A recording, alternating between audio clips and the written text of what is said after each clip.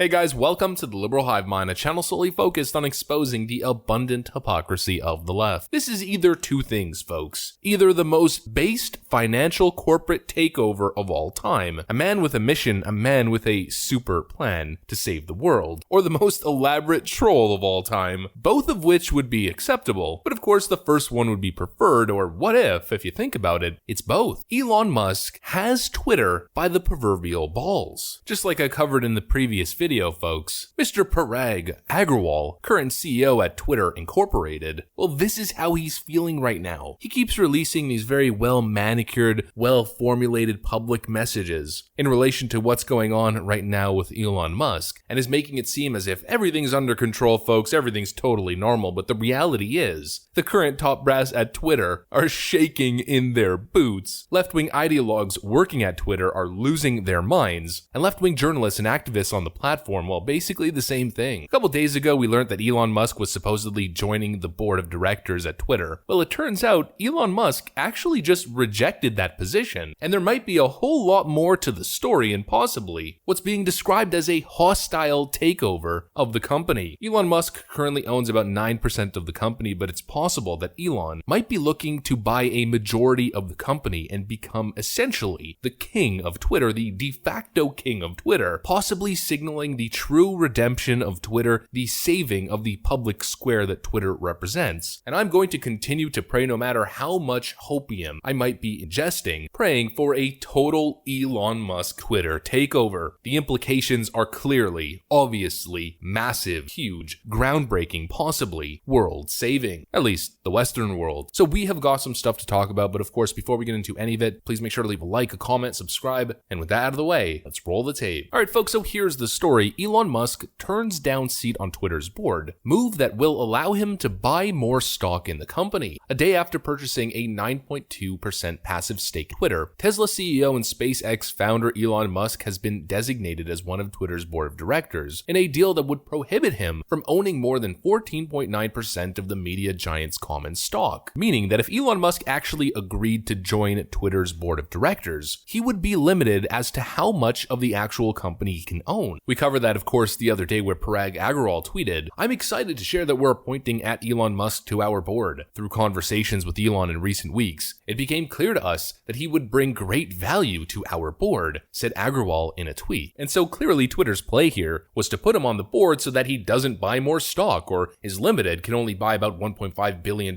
more and not buy a majority. Well, it seems as though Elon Musk has some other plans, because today Parag Agrawal tweets, "Elon Musk has decided not to join our board. I sent a brief note to the company, sharing with all of you here. Team, the board and I had many discussions about Elon joining the board, and with Elon directly, we were excited to collaborate and clear about the risks. You know, those awful, terrible risks of possibly preserving basic freedom of speech. In the world of online public discourse, I mean, ooh, scary stuff. We also believe that having Elon Musk as a fiduciary of the company, where he, like all other board members, has to act in the best interest of the company and all of our shareholders, was the best path forward. The board offered him a seat. We announced on Tuesday that Elon would be appointed to the board contingent on a background check and formal acceptance. Elon's appointment to the board was to become officially effective on the 9th of April, but Elon shared that same morning that he will no longer be joining the board. I believe this is for the best. We have and always will value input from our shareholders, whether they are on our board or not. Elon is our biggest shareholder and we will remain open to his input. There will be distractions ahead, but our goal and priorities remain unchanged. The decision we make and how we execute is in our hands, no one else's. Let's tune out the noise and stay focused on the work and what we're building." And so Elon is already winning. Clearly Twitter was trying to play a game here. The only path they saw forward to try to stop Elon Musk from buying the company outright, the only way they saw forward to try to stop Elon Musk from essentially taking over Twitter as a whole, Elon Musk called the bluff and said, "Screw that." And Parag Agrawal essentially admits that it changes nothing. Whether or not he's on the board, he's still the biggest shareholder, and Twitter has to remain open to his input because at the end of the day, a public corporation answers to their investors and their shareholders. And he's the biggest one, he's the big dog on campus. What we're seeing from Elon Musk here is that he's moving strategically. He was presented with an option, he had discussions with Twitter, he didn't like it, and he said, absolutely not. We have this report right over here. Elon Musk signals that he was told to, quote, play nice and not speak freely by Twitter board. This individual individual on Twitter writes, "Let me break this down for you. Elon Musk became the largest shareholder for free speech. Elon was told to play nice and not speak freely. Elon Musk then liked that reply, essentially admitting, I guess indirectly, that that's exactly correct. Twitter is trying to hold their own. They're trying to stop Elon Musk from being able to dictate what goes on at the company. They're playing all of these games, expecting to get one up over Elon, but it's just not working. And hopefully there's some massive plan over here to take over the whole company and turn it into a force for good. I mean, just think about it. It cost Elon $2.89 billion to purchase 9.2% of the company. So let's say if he was to purchase 10% of the company, it would cost him a little bit over $3 billion. He would now need to purchase about 41% of the company to become a majority shareholder, which would be anywhere from $12 to $13 billion, which is peanuts for Elon Musk. Not to mention it's an investment. I mean, it's not like he's just throwing the money away. He's investing in a company, he then owns stock in that company and can sell it and get his cash back. Essentially, he could afford it and it could possibly even make him money. So Elon Musk can spend a small fraction of his net worth, take over the biggest online public town square on the internet, the biggest social media platform when it comes to the public discussion and the news cycle. He can make money doing so and solve a lot of the free speech issues that we're experiencing these days. I mean, for Pete's sakes, just the other day, Juanita Broadwick got banned on Twitter. Jack Posobiec also got locked out of his Twitter account for posting a Disney meme. The question is Elon Musk serious here? Does he actually have this massive plan to fix Twitter, as he states? I mean, this whole thing actually started with this interaction that Elon Musk had with Dinesh D'Souza, and the whole conversation started around a simple question: do you believe that Twitter as a platform respects free speech? To which the answer was overwhelmingly no. And clearly this is an issue that Elon Musk takes personal. He has a personal relationship with the boys at the Babylon Bee who have, of course,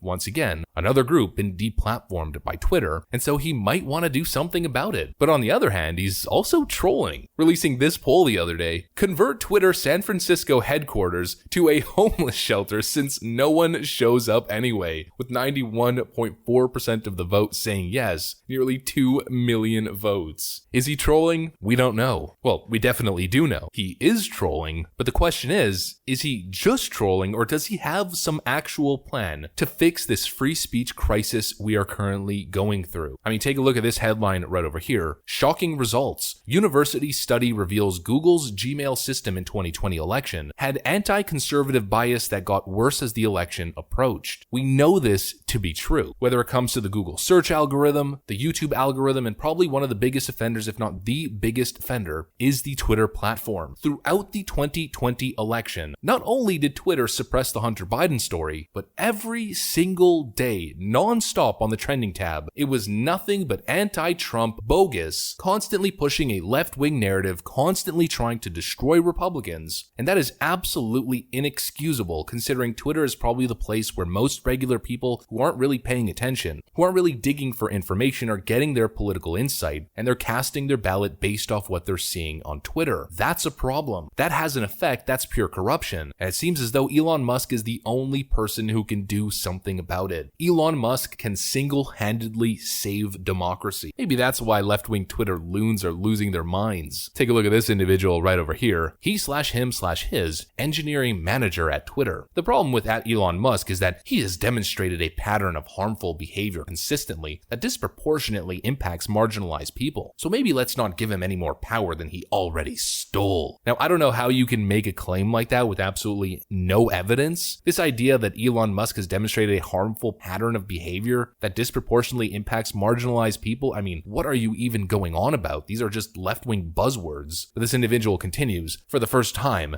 @Twitter leadership includes someone I had proactive blocked on this platform. Okay, I'm radicalized now. It's broken me. The lefties aren't coping very well at the idea of losing their left-wing echo chamber in Twitter. But look on the bright side, lefties. At least you guys will still have Reddit, where any scary opposing right-wing opinion is instantly banned by your moderators, protecting you from harmful opposing opinions. Good grief. I hope Elon Musk either has the power with his 9.2% stake to get Donald Trump's Twitter account reinstated, to fix the bias, to stop the deplatforming, but most importantly, to stop Twitter's control over information, only pushing out left-wing narratives to the mainstream public. Because it's not only time to save free speech, it's time to loosen the grip of these tech companies, loosen their grip on the flow of information. That That right there is the greatest threat to democracy that we currently face. Not Russian or Chinese meddling in elections, but Facebook, Twitter, and Google meddling in American elections. That's what I got for you guys. If you enjoyed this video, please make sure to leave a like, comment, subscribe, share the video as much as possible. We are still shadow banned by the YouTube algorithm, hidden from non-subscribed viewers. I'm going to get back to work. Thanks for watching. I'll see you on the next one.